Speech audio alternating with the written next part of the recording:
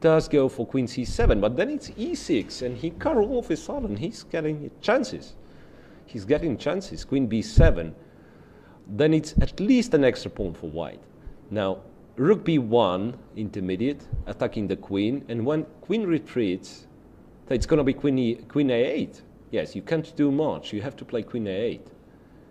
And then white's going to take f7, go knight e5, get an extra pawn, and it's going to be extremely good chance for Nakamura to strike back. And we might see so-called, well, it's even, you know what, now it's going to happen. Queen a8 still is kind of the only move, so you can't do much, I believe. Queen a8, and then ef7 and knight e5 check. And it's rook d3 immediately available for white, with the idea that if knight takes d3, it's queen b3 check, and it's going to be this, yeah, rook d3, this is what he does. Rook d3, now knight d3 is not possible due to queen b3 check and this famous mate, knight f7, knight h6, queen g8, and knight f7 mate, yes. Famous mate involving queen sacrifice. Obviously, Nepomniachtchi is not falling for that. Bishop f6 and rook d5, I guess. Rook e3. So rook d5 would, rook would be hanging. So rook e3. So it's extra pawn for Hikaru Nakamura plus bishop versus knight eventually, because I guess black's gonna take on e5. Well, everything's, well, time is under control. Well, he's got like extra 10-15 seconds compared to what Nepomniachtchi has. Queen d5 now, rook d1 seems to be not a bad move. Kicking the queen away once again. And now rook is, pardon, so black rook is on d8, so rook d1 is not possible at all. So for some reason I thought rook is on c8. So queen d5, then it's not as bad for black. I mean, black managed to get centralized. Some sorts of knight g4 comes into my mind. That there is a tricky line, knight g4. Now rook takes e3. And then white might want to take on f6, intermediate. So knight g4. Well, Nakamura has all the chances. Rook e3, and then he takes on f6, and he's going to take on e3 with the queen. Now queen d1 is a nice attempt, but white has queen e1. So queen d1, and then if you capture, it's rook d1 and it's mate over the back rank. But on queen d1 there is queen e1, and white still has all the chances to win. Although maybe Nepomniachtchi has to go for this endgame. Yeah, it's queen e1 takes, and some sorts of knight b3, trying to tie down white with the defense of that pawn. Knight b3, no, king f7. He goes for king f7. So now Hikaru has to improve his bishop, but well, maybe it's not so easy to do so. Let us try to switch to the other game, because here, well, Hikaru has chances to level the score, but maybe he didn't manage to squeeze the maximum out of it. And let's find out if Dominguez has chances. Well, what I don't like about Dominguez is, I mean, in this situation, like he doesn't have enough time once again. Well, Adams proves to be very, very strong under this format. Well, if we track back, Adams, well, couple of finals actually, losing to Anand in Groningen, losing to Kasim Janov in Libya, and like whenever Michael would join the event, you might expect him to go 2-3 rounds at very least. So now it's round 3, and he has all the chances to go through, particularly after, well, in this particular position, white has to take on e6, then it's queen e6. It's fairly simplified, and black shouldn't be worse at all. Yeah, queen takes, intending an active counterplay with possible c4 later on. Yeah, I guess he has to go c4. Doesn't matter. Yeah, that's what he does. He has to go c4 in order to get an active counterplay. So now rook takes. Now, yeah, c2 is hanging, and basically white can't really white cannot be in time. That's the thing.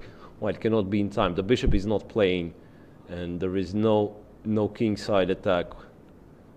d4. If you capture d4, then black would swap the rook. Bishop b2. So an attempt to join the action with the bishop. Now rook c2, bishop d4. At least the bishop gets into play. But what? How about taking and playing b3? And Dominguez is down to 16 seconds only, and that's what's gonna happen. Takes and b3 now, isn't it? Just b3. No, rook c4. In order to, once again, to try to simplify things. And, well, this seems to be good enough, I would say, although I would really consider to go b3, intending b2. Rook f3. I don't know if he creates a threat to take. No, there is no such thing as taking on f7, so black is absolutely safe. And 7 seconds only left for Dominguez. Michael Adams is thinking b3 once again is possible. So if rook takes, it's rook d4. Black would win in this case. And b3 he goes. Bishop b2. Now black can swap rooks. Rook c2. Rook c2. And isn't he winning a piece this way?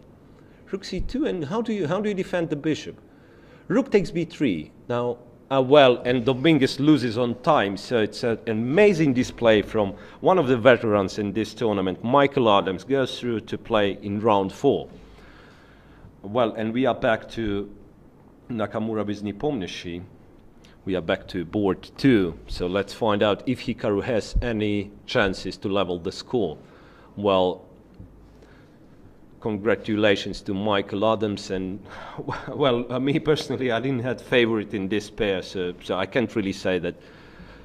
Well, I was supporting him, but that was a huge display from Michael Adams, and I mean to play another tiebreak after dramatic tiebreak versus Lasniczka, that was really something. So we are back to Nakamura with Nepomniachtchi, and Hikaru seemed to have a realistic chance this time. The king is very active. He cannot take f6. That's the only achievement of Ian Nepomniachtchi. So rook c3, one tricky move. So well, now what you have to, well, you can't move the knight because it's going to be check on c5. Bishop c5 check followed by king f6. Yeah, I guess Nakamura is winning. I guess Nakamura is simply winning here. Bishop e3. Bishop e3 was threatening, yeah, rook c6, knight is dominated, rook endgame is not acceptable for Nepomniachtchi, because in this case Nakamura would have connected passed pawns. So rook e5, and what's going on? Rook c3 once again, so rook will have to go to b5 back, rook b5 back, and how about breaking through with g5 in this very moment, because rook is not joining the action, knight is far away, so g5 followed by f6 seems to win for white, isn't it? Just g5, and when pawn takes, it's f6. No, rook c7, he goes for rook c7, and bishop f4 check, and once again it's winning for Nakamura. Now it's just a question if he's going to be precise. Knight d4, well, Ian starts jumping, and it's always dangerous while the knight is on the board. You are easily blundering a fork or something. So king g6, now those pawns are set into motion. King e4. Well, king e4, and he's going to take f5. Wasn't it a bit of a miss from Nakamura? Yeah, it's not so easy anymore. Apparently they're getting to bishop and rook versus rook. Yeah, king e4. I guess he blundered this one. So now knight f5, and yes, and rook is on 7th rank, so you don't have rook e7 check in the, no, you do have a rook e7 check after you capture. Yes, knight f5 wasn't possible. King f3, activating the king furthermore, and maybe still getting rook and bishop versus rook. Rook d7, knight c6. Nepomniachtchi is playing on seconds. Well, this has to be winning after f6. Rook b6, a tricky move. Tricky little move. So now what to do? King g7, escaping any possible checks. a3 f7, a2, and well,